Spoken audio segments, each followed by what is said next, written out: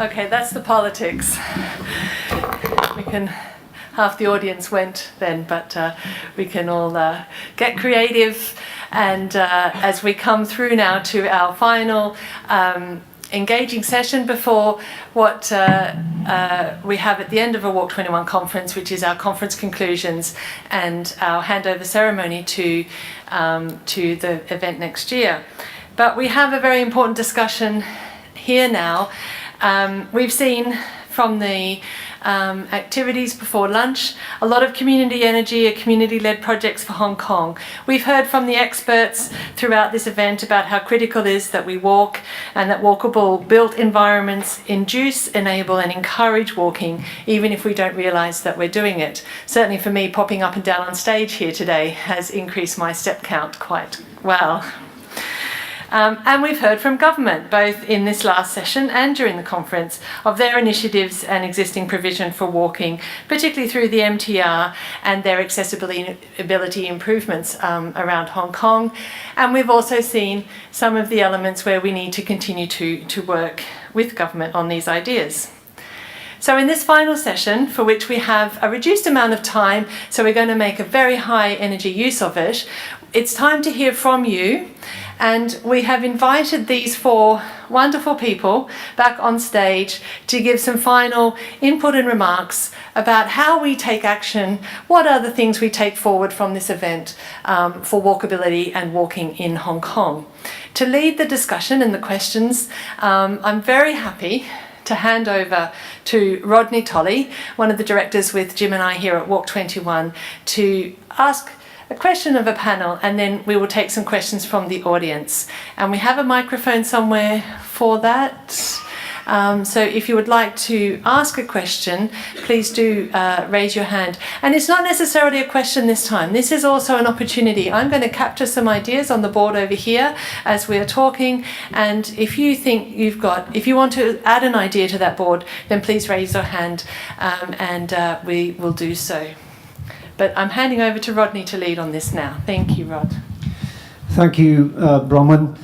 I think the previous session was described as the graveyard shift, and we're beyond that. And I was trying to think what could be beyond the graveyard. So presumably this is the shift of the living dead or something like that. So we can't finish a conference on that kind of downbeat note. And it seemed to me that we've had 4 days of hearing what others should do about making walking better and telling them perhaps in some cases how to make walking better.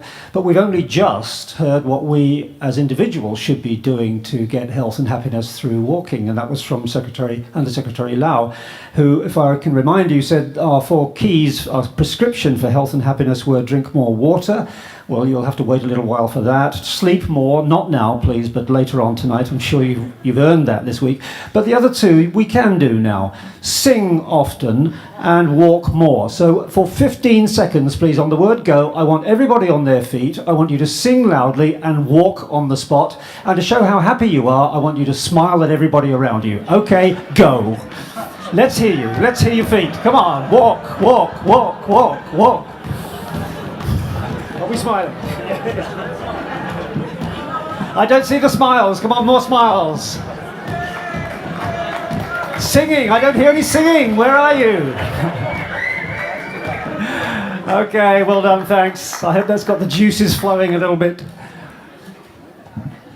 Okay, we're all out of breath here up on the stage now. But while we're waiting for the questions to come in, this is very much an action-focused session. I'm just going to, on the principle that you can't join the game until you've had a touch of the ball, I'm going to throw a question out to all of the panel members and ask them to comment on this, a very quick one. One of the outstanding things that's happened at this conference is the presentation of the International Walking Data Standard by Daniel Sauter, and I'm sure many of us will be taking that back to our communities to ask them to adopt this immediately to develop the data that we need to show how walking is valued and important into the future. I fear that some communities may say, well, yes, we will do that, but in the meantime, we won't do anything because we don't have the data to support the outcomes. So what we need is to be putting out there quick wins that local districts can be getting on with immediately while they go about the important task of generating that database. So my question for all of the panel members is, what is the quick win, the one most important quick win that you would like to see while we prepare our data sets for further long-term action? Oh. Yay, Chris. And I'm going to write them up. So. Yes. Well, I think one of the quick wins would be to look at certain part of Hong Kong that are not at the moment very walkable, and then build the consensus of what actually will make it walkable. Now, today we've actually heard that there are actually two cultures in town. Yeah, previously there has been the functional culture that see walkability as sheer just number, yeah, people as just flow. But then there is another culture, and that is the culture more prevalent amongst the younger generation that see walkability as a benchmark of livable, sustainable urbanism. Now, what we can do is to make use of this case study and try to build a way forward, a consensus of what really make Hong Kong walkable, whether it is the functional culture or the second, the more holistic, integral, sustainable culture, and how the two can be integrated. Now, from there, we can then turn it into, I would argue, the biggest political potential or possibility for the candidates for the next chief executive, and ask our next chief executive to implement that as something that is tangible, walkability that is appreciable by everyone on the street. And it would not only be a quick win that would help walkability, but it would actually a quick win that would help to build further dialogue and consensus for the next step of Hong Kong. So one of the areas could be, in fact, the elephant in the room is actually the whole Gloucester Road, just outside of this. If you look at Gloucester Road, yeah, from one end of the island to the other, that would be one major quick win that any new incumbent of the CE post can tackle.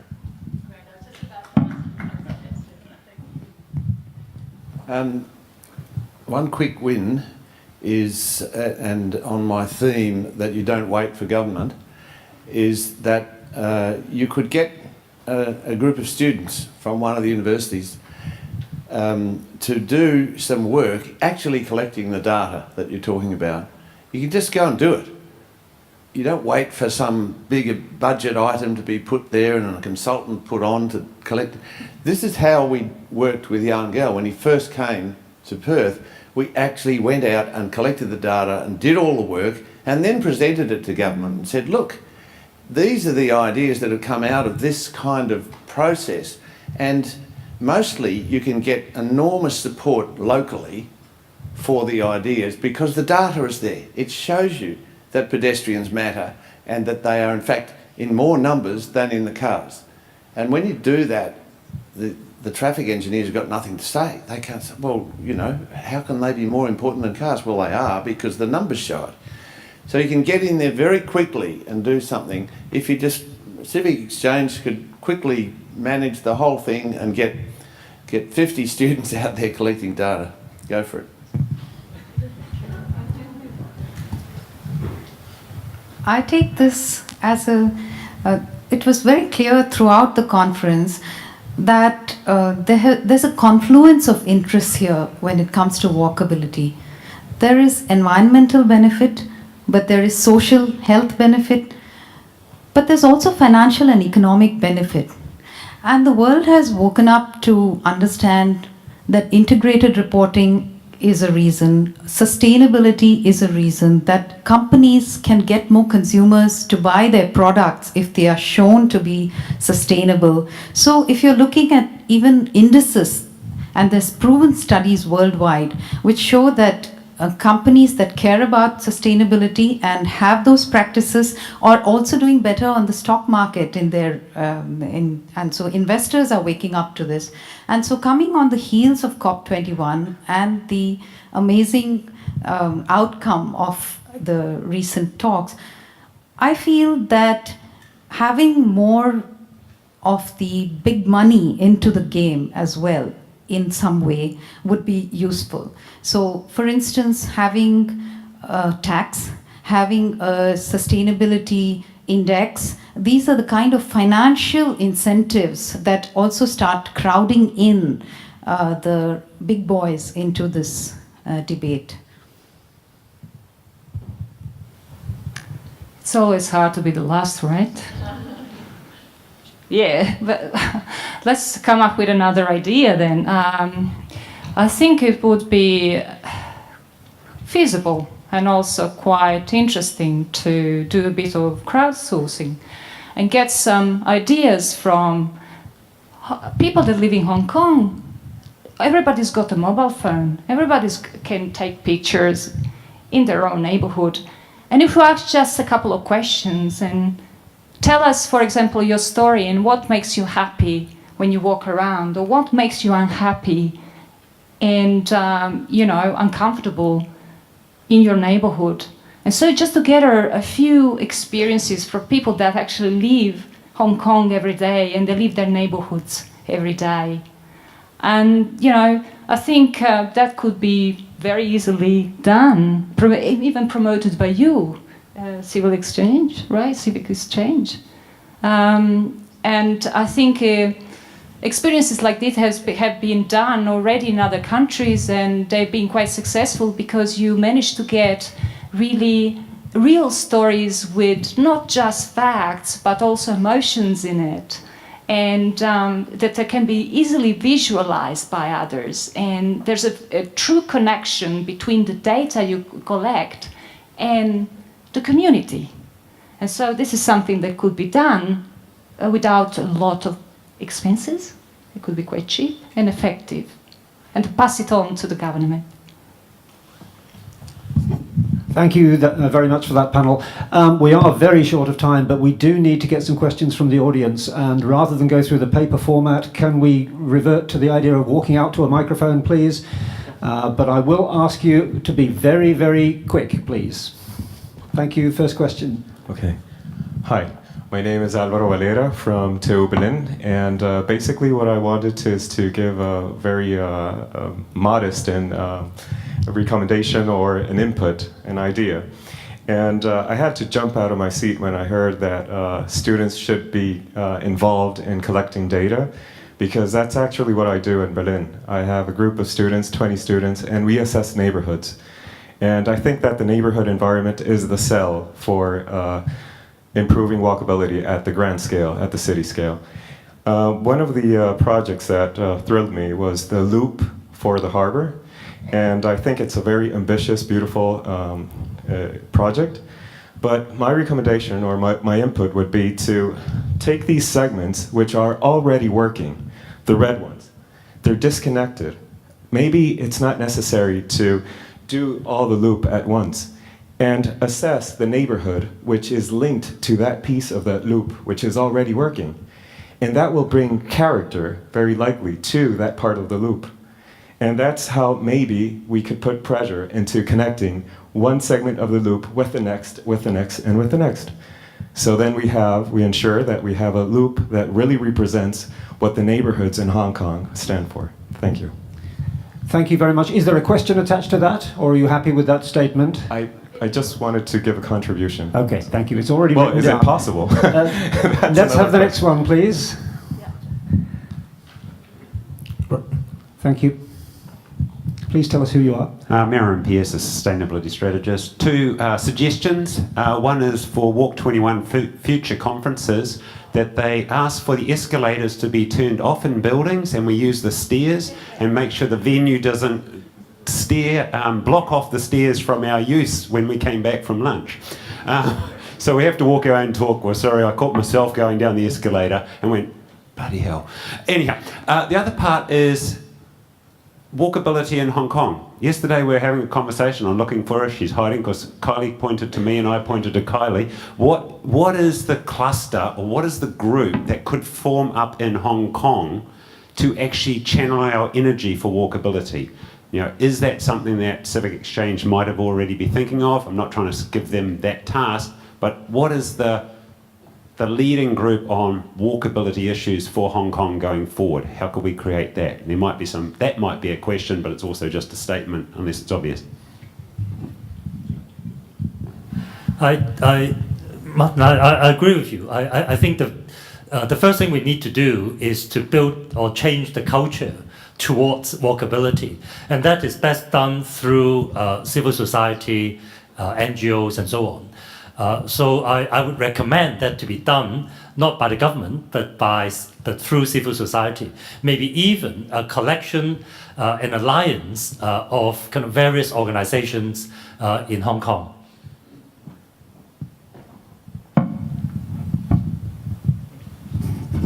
Okay, we have 3 guests on the panel here and only 1 Hong Kong resident, so it's rather hard for the others to answer that question, I think. So we'll move on to the next one, please. Yeah. Rodney? Up the back. Yes, okay. Okay, Thank yeah. you. So after a couple of days walking around Hong Kong, I've got 3 simple ideas. I want to see whether the panel thinks they're simple ideas. And jump to mind is speed, seats and surfaces. I agree about Gloucester Road. I don't think any international walkable city has a 70k an hour road going through its heart like Gloucester Road. So about speed, seats, there's a complete absence of seats. To have seats, is that a big issue? But the surfaces, and that takes 2 components. One is the surfaces we work on the footpaths. I've not seen any gold-plated surfaces for pedestrians. It's very 20th century. It's not really great surfaces for pedestrians. And the second thing is the area of surfaces. Can we take back some of the roadway to increase the surface area? Are they the sort of quick wins you should be doing? Seats and surfaces. Yes, the 3 S's from Ben Rossiter: seats, surfaces and speed. Yes. And would any of the panels like to comment on any of those? I'm just... Yeah, Sorry. you go. Okay, just got a comment on the seats, and we actually collected data on this and found that seating facilities were extremely important to promote physical activity walking in older adults especially.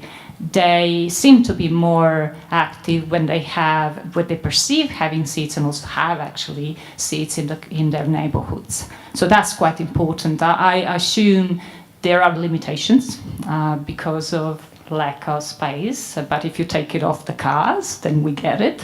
So, but you know, there are political issues here, obviously. That's what the only comment I wanted to make. On the speed thing, nearly every city in the world was planned in the 60s to have a high-speed road going through the middle of it. Many of them stopped them, many in Europe.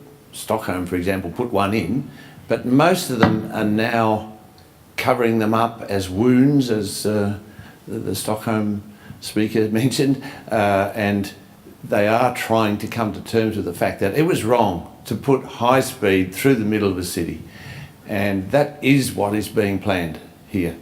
I do think it's old and out of date as a model, that those high speed, high capacity roads through the cities, they're trying to catch up, as they say, but I do think that it is a wrong move, that it's only going to spill out more cars because high speed roads stop somewhere and then you've got cars everywhere, and there is a limit to how many cars any city can take, and 4% per year growth is not sustainable, and no city in the world is planning to keep that going. You cannot do it, so they have to start stopping that process.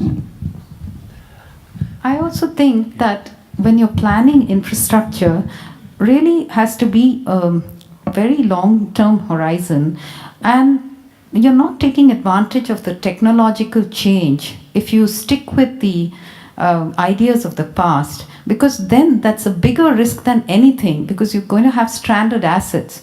And they're not only very simple things, but also visionary things. For instance, the Hyperloop that was mentioned, it's not completely out of place to imagine that there will come a time when technology will allow you not to have cars in the center of the city at all, just not to allow it, but have options which allow you to get personal mobility from point to point and without having to rely only on the MRT. So if you don't allow space for this sort of thing, then it's very risky for the city. I think the problem here is that, in fact, in this room, I think we all agree that we should have kind of more use of public transport, MTR, and so on, and fewer cars.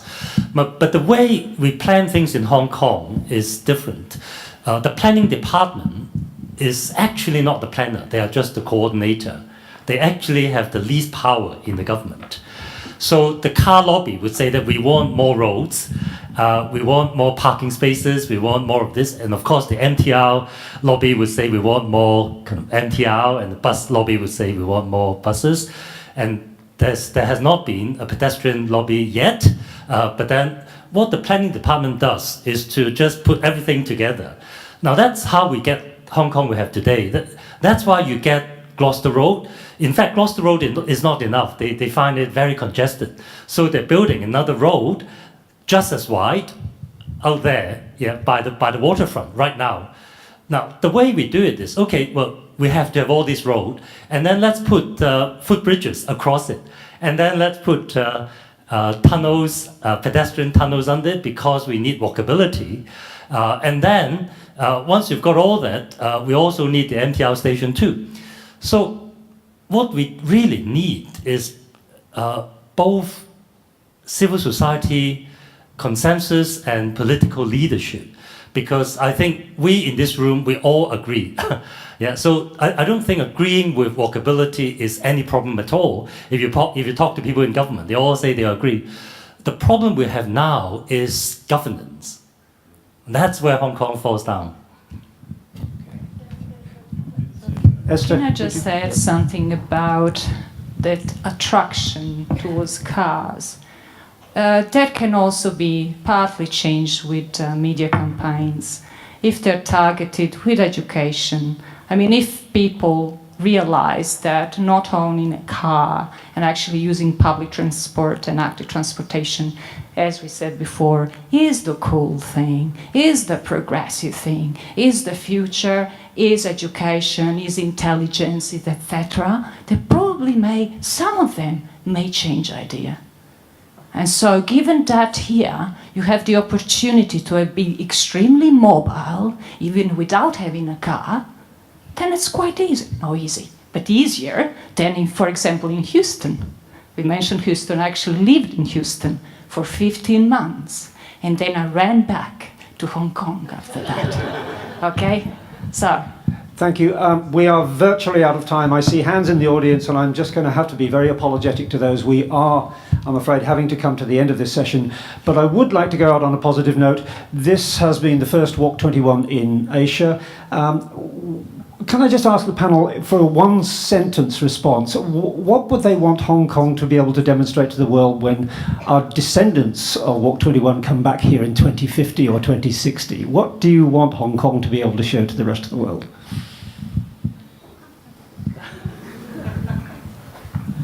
Walk21 changed Hong Kong forever. So the symbol of the A lives on.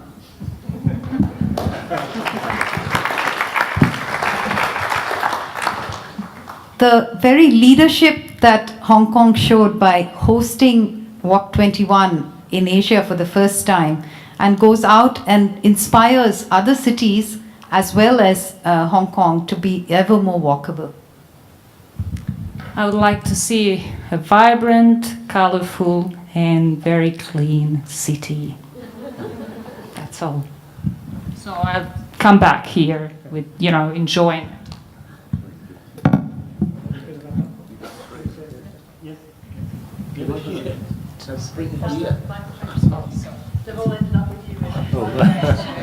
No, I'm really pleased that Walk21 happened in Hong Kong. I think this is really one of the best things ever that happened to Hong Kong, with not only all the foreign experts, but also I have seen a number of local participants.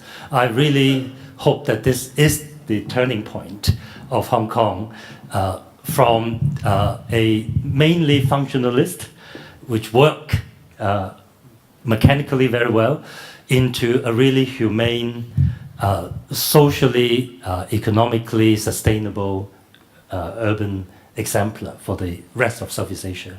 I really hope that in 20 years' time, Hong Kong could become the paragon of urban sustainability for Asia.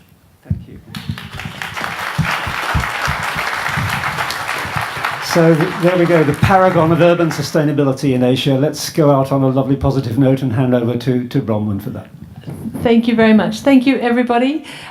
We are closing this session, but I know that other people had inputs, and we are going to, in the age of technology, take a photograph of this whiteboard to capture these ideas, because I remember the moment the printable whiteboards came in, but now we don't even need to print, we just take a picture. But if you have more contributions, more input that you would like to add to this list to go into the final collection of ideas, please just jot them down on a piece of paper and bring them to me, and I will ensure that they're added in. I'd like to thank our panellists for coming back to the stage. Chris, from starting the conference for us on Monday morning through to now, that's been great, and it's time to hand back to Danny, who's done a sterling job all week. Thank you, everybody.